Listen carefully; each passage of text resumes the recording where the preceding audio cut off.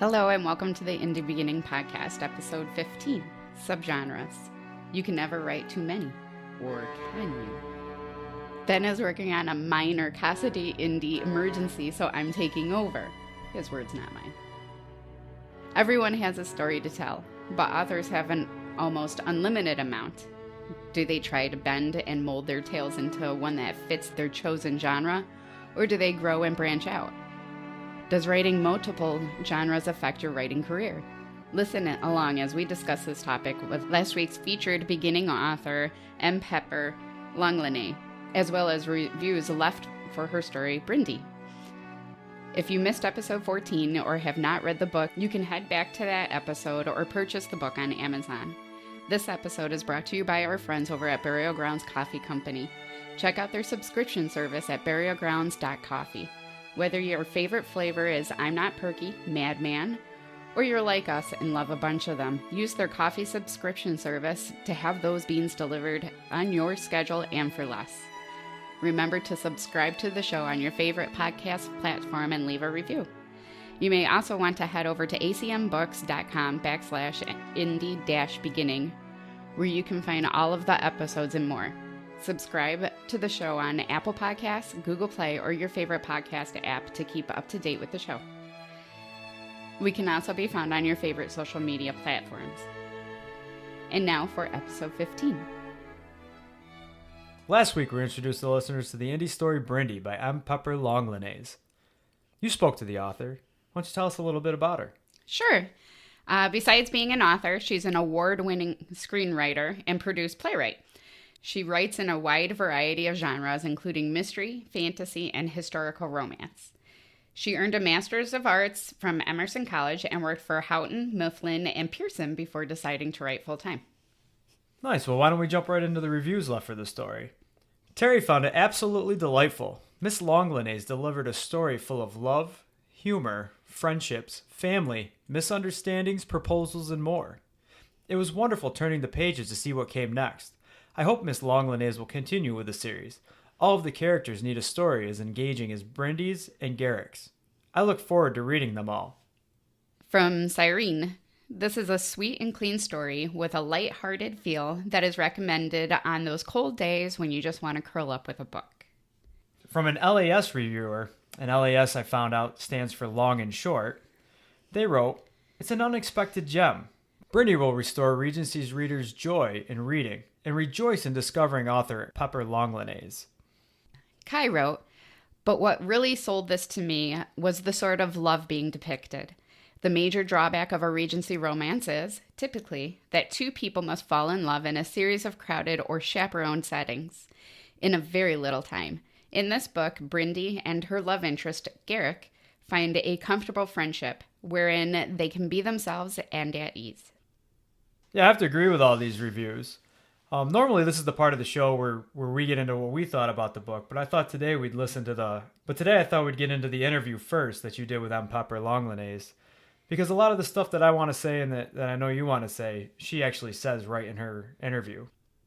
So without any further ado, Marie's interview with M. Pepper Langlinais. That was really cheesy. What drew you to the Regency subgenre of romance? Well, I've been reading Regency Romance for a really long time, since I was a preteen, really. It was the only kind of romance I was allowed to read growing up in a religious household. And I don't know what took me so long to decide to write a Regency romance, considering how much I enjoy reading them. But I've always been drawn to that era and the fun banter that tends to be written into those stories and all the different, titles and the gowns and the parties. For me, that's just a lot of fun to read and a lot of fun to write. Did you find it difficult writing in the Regency subgenre? A recent blog post I read by Maggie McKeever stated, "Just like the polite society of the era, Regency romances involve lots of rules. Too many, to my way of thinking. I was wondering if you felt some of the rules hindered story flow, or if Brynnde may have changed from your original concept because of such rules." I think it was probably a lot harder to write in the Regency genre before the internet, when you could look up all these rules and the titles and all the information, sort of having it at your fingertips. I also have a book called What Jane Austen Ate and Charles Dickens Knew, and that's been a really good resource. There are a lot of rules. I mean, that society had a lot of rules. And like I said, that was probably a lot harder to write before I could look it all up online. And I know some of that information online is probably still questionable. I try to be sure I'm using really good sources.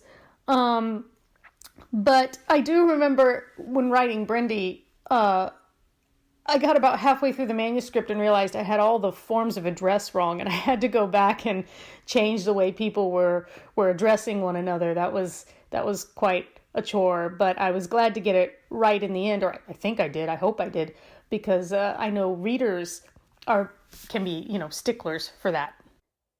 I read on your blog that you love writing in multiple genres, and you have books available on Amazon ranging from mystery thrillers to romance. Has this affected your writing career or your author brand?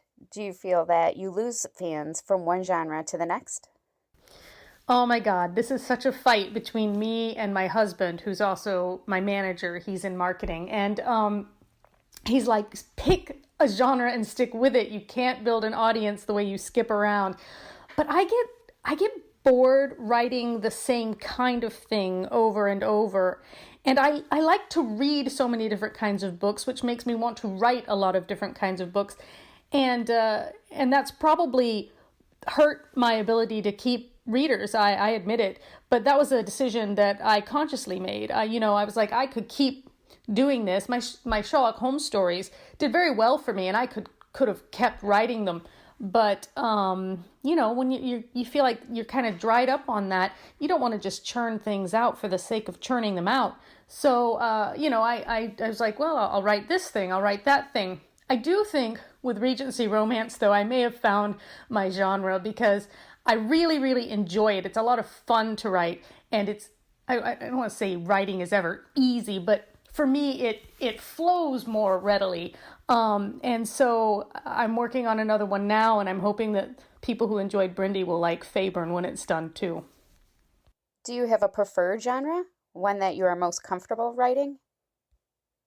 Well, as I mentioned, I think Regency Romance may be my genre at this point. It's definitely the one I have the most fun writing. I think it's the easiest to write because it feels like a lot less pressure when I'm writing it. Despite the need for the research and the detail, I feel it's just, it flows better for me. And so that one at this point is probably the genre that I'm happiest writing. I still enjoy mystery. I still enjoy fantasy. The Regency Romance I'm writing now has a touch of fantasy to it, but I think Regency Romance is probably my genre now. If you could go back in time and tell your early writing self one thing, what would that be? I think I would tell myself not to lose the love of writing. I think early on, I wrote because I enjoyed it. I wrote for me and would foist my work upon my friends, but it was never with this idea of publishing or being successful particularly, or I don't know. I guess yes, I wanted eventually to be an author, but I don't think I had thought that much about the end result so much as just writing for the joy of it. And now it's so much easier to think, oh, but will this sell? And to get wrapped up in the marketing and the selling and worrying about reviews and whether or not people will like it. And then you cease to really enjoy the actual writing process part, the stories. And I think that's something I keep having to remind myself of, and something that I would write to myself earlier. Say, don't worry about that. Worry about whether or not you're enjoying it. Because at the end of the day, this is how you're spending your time. This is how you're spending your life. And you should enjoy it. I completely agree with Pepper on this. We often start writing for ourselves, but soon we have other issues in mind. We still love the stories and the writing, But we begin to worry about markets, tastes, publishers, editors. So much stuff can like change the art instead of just writing the story that needs to be written. What's your take on that, Marie? I agree with her about the whole getting bored. In my own writing, I absolutely loved the sci-fi part of it when it was being written, and the first 300 times that I reread my work. And then now, years into it, I'm starting to branch out to other things that I didn't feel comfortable writing, the genres that I was not comfortable with, and finding that I absolutely love those now. Yeah, I'm glad you bring up the theme of genres. As the theme of this show, we did some research, and we found that it's not really recommended to jump genres. On Rachel Gardner's blog, she actually has a nice little back and forth with herself. Customer asks her, "Can I write books in more than one genre?" And she replies, "Well, sure, you can do whatever you want." Then the customer asks her, "Can I write books in multiple genres and expect to build a successful publishing career?" She replies, "No. You need to specialize," she says. She continues to go on. "If your first book is a historical romance and 25,000 people buy it and love it, you now have 25,000 historical romance readers eager for another book from you. If your second book is a contemporary suspense, you completely gave up on the audience you've already built." She also adds, "It's all about audience building." I don't know about you, Marie. Do you feel like you're going to be tied down to a genre now that you started? That's kind of twofold for me, to the point where I feel like I'm going to be tied down to one specific thing under one certain name. So I write one genre under my name, and then if I want to branch out to publish the other ones that I write in, I'd have to choose a different name, a different entity, because it's a whole different audience. And I think that's what she's going into in her blog is you have to build a new following with each different genre that you write in. I mean, not everybody is like you and I, where we just grab a book and go. Mm-hmm. Read. I personally cannot read too many straight fictions in a row or too many sci-fis in a row. I have to split it up. A lot of the times I actually have to go get a nonfiction just to cleanse the palate, I guess you'd say. No, and I can agree with that. I mean, it's kind of like if you eat the same thing every single day, after a while you don't even taste it anymore. Yeah, but then there's some fans out there that's all they want. Mm-hmm. I just want that sci-fi space opera. Oh yeah, your grandmother was the same way. She would only read Star Trek. Oh, and we got all the books upstairs to prove it. We got half the books upstairs to prove it. But one other thing that Rachel Gardner did say that I really liked, she points out that people like Tiger Woods don't feel pigeonholed into just golf, or Stephen King into just horror. They're specialists. That's what they do, and they do it well. And even in the case of Stephen King, after he did build his following, he did branch off. And he even writes under a pen name. What was it, Richard Bachman? Yep. I'd have to look that up again. But I mean, even he felt the need to switch up genres and move on to something else. Mm-hmm. But as an indie author, do you think being an indie author helps you jump genres? Yeah, because I'm my own boss. Nobody's there to tell me you can't do that. That's right. We actually read a blog by Kimberly Grabas, and I really hope I'm pronouncing that right, from thebookdesigner.com. And all these blog posts will be in the show notes for you guys to find. And she says, is indie the way to go if you want to write in multiple genres? Well, yes and no.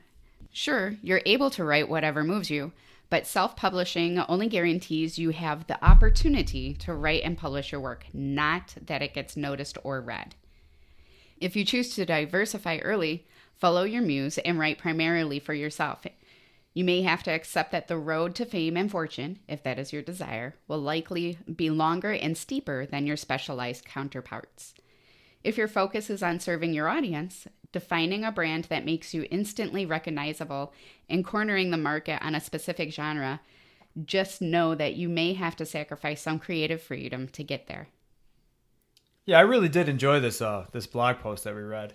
And she actually added on the end that say you do get like a mass following, take J.K. Rowling, for instance. She became real famous on Harry Potter, and millions and millions and millions of people love those stories. Those millions and millions of people are going to read whatever she writes next. And I heard that she may have written an adult story. That doesn't count in this. Obviously, she needs to change her name or whatever so that kids don't find it. But any book that's suitable for kids, those children are going to read. Those adults who loved Harry Potter are absolutely going to follow. Yeah, she's forever typecast. She's typecast, but because she has such a mass following, she doesn't have to be typecast. She can do whatever she wants. Oh yeah, she could write Harry Potter one day, and then because of her following, write Shawshank Redemption. Yeah, she and could the write same the sequel people to Moby Dick. And right. every single person who loved those is going to check it out because not only did they fall in love with Harry Potter, they fell in love with the author. Mm-hmm. So how do you see the role of subgenres in writing? Do you feel like somebody should stick to one genre until they become famous, or do you think they should write whatever they want? I feel in your heart you should write whatever you want. I completely agree. Either write your project and set it aside until you get the following that you want that will follow you anywhere, or pen name. I'm an avid believer in pen name. I think in this day and age with the indie author movement, really everybody should just be writing for themselves. Because there's billions of people in the world. Out of billions of people, at least 10,000 people have the same interests as you. It's just mathematics. Write for yourself and other people will love it. That being said, don't ever write for money. If you're writing for money, you're writing for the wrong reason, at least at first. After you get a following, then you can write for money. But I honestly think that everybody should just write the stories that they want. And it's not even the stories that they want. The stories are already in them. They're just trying to get out. There you go. That's all you had to say? That's all. Bob Ross. Purchase your copy of Brynnde on Amazon. You, the listener, may join on these conversations by sending Indie Beginning an audio review of each story episode. Simply record your thoughts into your phone recorder and send it along to reviews.indiebeginning@gmail.com or write a review on our website, ACM Books. Purchase your copy of Brynnde on Amazon. You, the listener, may join in on these conversations by sending Indie Beginning an audio review of each story episode. Simply record your thoughts into your phone recorder and send it along to reviews.indiebeginning@gmail.com or write a review on our ACM Books website. Become part of our featured author stories by helping them learn and grow. This episode was made possible by Burial Grounds Coffee Company. All reviews were taken from Amazon, Goodreads, or acmbooks.com. Head there and read them in full. Music found on this week's episode was written and performed by D. Yankee, and it is titled Struggle and Love. Please take a moment to rate and review our show on your favorite podcast platform. Reviews are such an important part of the growth of any project. If you are an author and would like to hear your work on a future episode, go to acmbooks.com/submit. I am your host, Marie Kammerer Frankie, stealing Ben's line by asking everyone to read more books, be the best possible you, and simply enjoy this wonderful life. Thanks for listening. Do you want to record your own?